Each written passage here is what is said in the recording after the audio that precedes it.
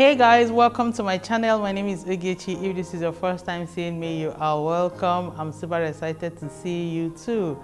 On this channel, I create videos on relationship, especially focusing on singles, helping them make right relationship decisions, nurturing their existing relationship, and getting ready for the marriage of their dream.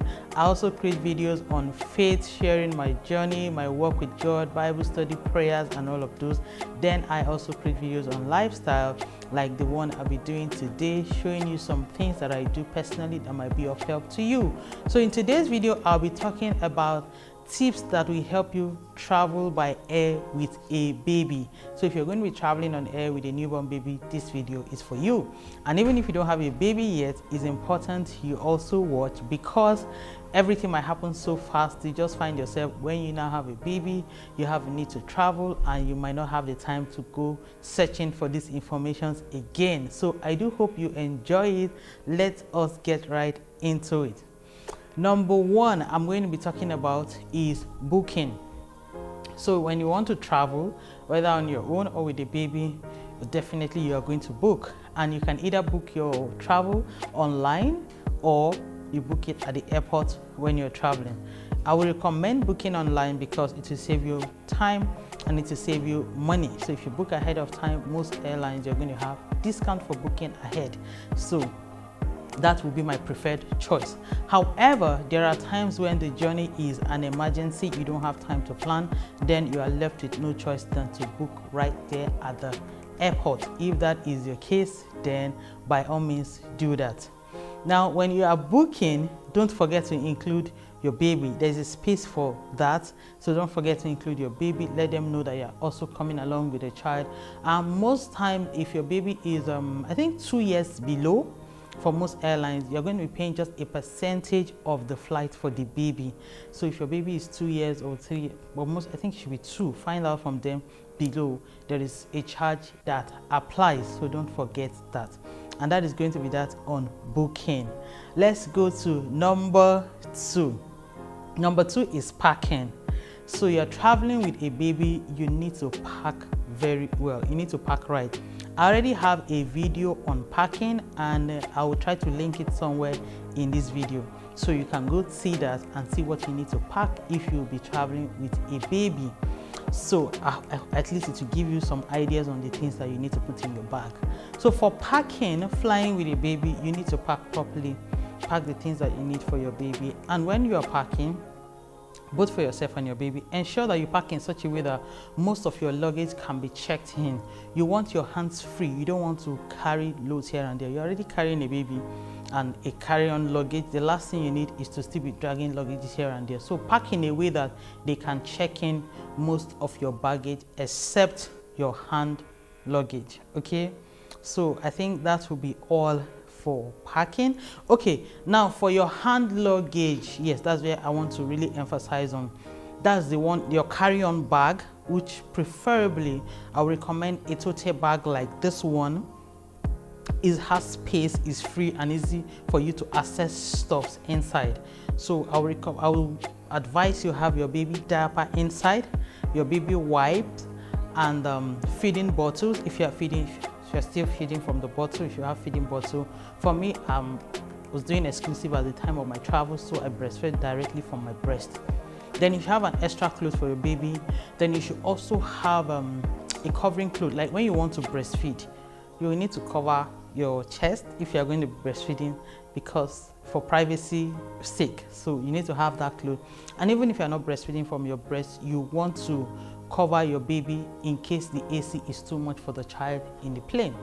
Also, a compulsory thing in your handbag or your carry-on bag should be your means of identification. Please and please do not forget it.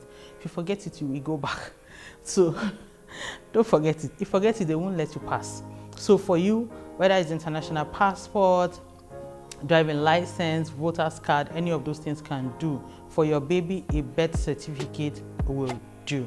Please and please make sure you have these things very handy. And another thing you should have very handy is your booking reference. All of these things should be in your handbag. So for the diaper, try, even though most domestic flights, this video is for domestic flights, most domestic flights is between 1 hour, 1 hour 30, max 2 hours. But please, I want you to factor in delays at the airport. When you're packing your carry-on luggage, factor in delays, take diapers that will be enough in case there's a delay.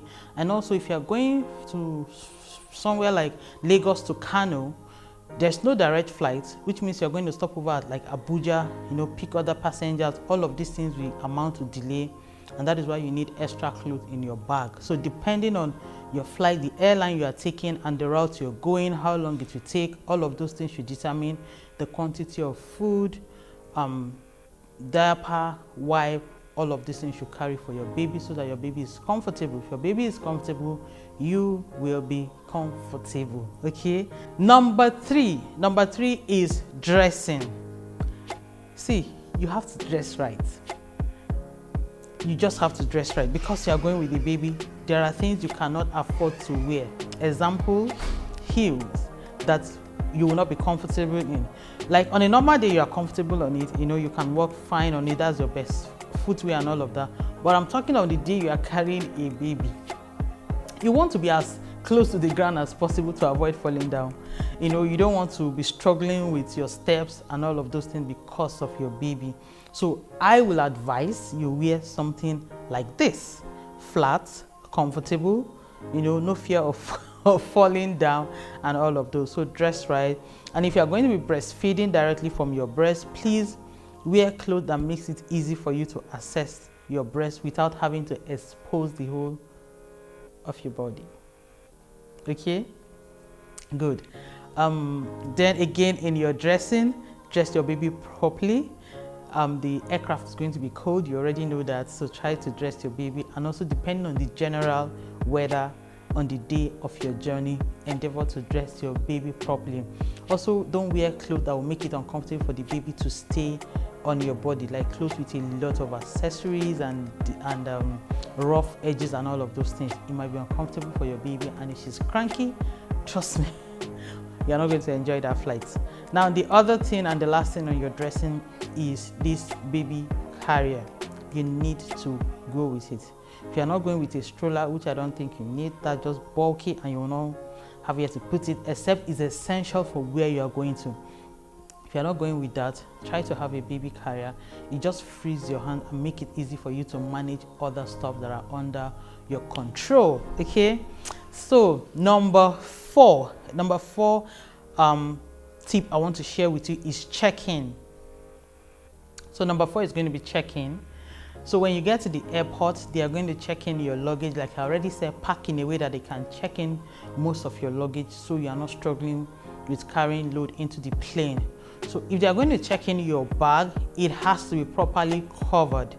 Okay, so this bag that I traveled with, the one of them was not properly covered and they refused to check it in for me, and I had to carry that on my hand. So if you want to check in on your bag, make sure you pack in a bag that is properly covered. That way they are able to check it in. And if it's not properly covered and you insist they should check it in, they will ask you to go and seal it. Okay, and when you go to seal it, you're going to pay 500 naira at the time of this video. I don't know if it's going to increase later, but aside the 500, and that's not even the big deal. The big deal is that they are going to wrap your bag. They're going to wrap it in a way that, my God, I'm so happy that, okay, they wrapped one of my bags, thankfully, and it was my first time wrapping bag. Thankfully, I didn't have anything breakable inside. If you have any cream, you have your shoes that have heel, you have anything that is breakable inside, trust me, when they are done wrapping, those things will be shattered by the time you get home. So if you are going to subject any of your bag to wrapping, make sure it doesn't have anything that is breakable or that can spill. Also, endeavor to find out what prohibited items are for the airline that you are traveling with, so you don't go with those things. If you go with it, they are going to seize it at the airport and you will not have access to it again. And then the last thing for that one is be aware that extra luggage comes at a cost. So there's a particular kg that you can travel, maybe 23 kg or so. I can't really remember now, but those information should be on the site of any airline you are traveling with. When you exceed that weight, you're going to be paying for extra luggage. So have that in mind so you can have the extra cash if it becomes necessary. okay? And then the other point I want to talk about is you should arrive early. Arrive early on the day that you are traveling. Please be sure to leave your house on time. You should be at the airport at least 1 hour to your flight time. So the airline that I took in this last travel that I made, 30 minutes to your departure time, they've closed their bars. Like, you can't check in again, and they are not joking. You have missed that flight. Don't miss and be that. You understand? So try to arrive early. One, it will save you from running here and there, carrying a baby and all of those things. You take time to do all your process and get into the aircraft and sit down quietly. So do your best, and you never can tell. No matter how close you are to the airport, it might just be a day where this kind of traffic shows up and you are so close to the airport, yet you are not yet inside. So do your best to leave your home early to avoid all those kitty kata kata running helter skelter here and there. And the last part that I want to talk about is your boarding / the actual flight. There is no big deal in boarding. Once you go through the security checks, the last security check where they check your carry-on luggage and your body, and you present your booking references, your boarding pass and all of those things, then you're allowed to pass, go to the aircraft, take your seat. Your baby carrier, at this point, you should take it out and put it on the overhead cabin so that it doesn't disturb you. So you know it's just your baby, you, and the bag that you're carrying that should be on the floor. Once you get in, ask the cabin crew to give you seat belts for baby. If their airline makes provision for that, they will give you. If they don't, hold your baby with your hand and hold your baby tight. Nothing will happen to your baby, okay? Now, if you want to use the restroom, if you can enter with your baby, fine. If you can't and you want to trust somebody to help you quickly hold your baby for a minute or two, then by all means ask for help. Do that, okay? And then what else for boarding? I think that is all for when you are in the plane.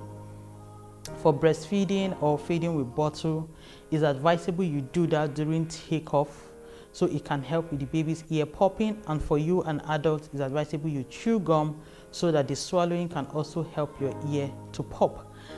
So breastfeeding should be done takeoff, landing. But if your baby is sleeping at this point, I don't think you should wake the child up. Just allow the child to sleep, especially when you try to breastfeed in that sleeping and they refuse. Just let them sleep. They'll be all right. I do hope I've not skipped anything that I forget. I might have to put it down in writing, but I'm not sure I skipped anything. So those are my 6 tips to help you travel with a baby. Thank you so much for watching. Don't forget to comment, like this video so the algorithm can show it to more people, and also subscribe to my channel if you haven't done that already, and I will see you in my next video.